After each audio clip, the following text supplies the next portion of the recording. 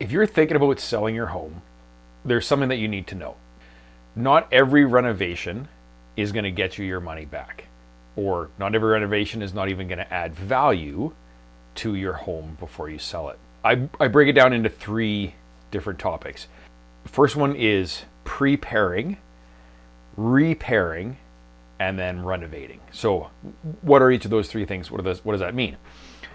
Preparing your home for a sale is taking care of things like touching up the paint, decluttering, it's cleaning the house, it's washing the walls or the carpets. It's getting things organized so that your house looks in the best light that it possibly can. Repairing is also very important. So repairing things like if there's a loose doorknob, or there's a light that's burnt out, or maybe you've got some shingles missing from a windstorm from earlier in the year. Those kinds of things happen. Repair them prior to putting your house up for sale.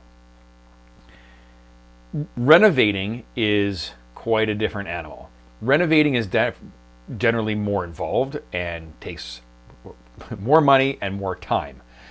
And what I always recommend to sellers is that if you're going to stay in the house and you're going to enjoy that renovation, you're going to make it so that you appreciate that house more, you get better use for it or better use out of it, then definitely go ahead and renovate because you're going to enjoy it. But I advise against renovating in an attempt to make the house more valuable and try to catch more buyers on the way in. I look at it this way. Prepare and repair for the sale, renovate for yourself. The goal is not to end up with the most beautiful house on the market or the most beautiful house on your block. It is to be tactical and do the improvements that are going to get you the most money in the shortest amount of time for the sale of your house.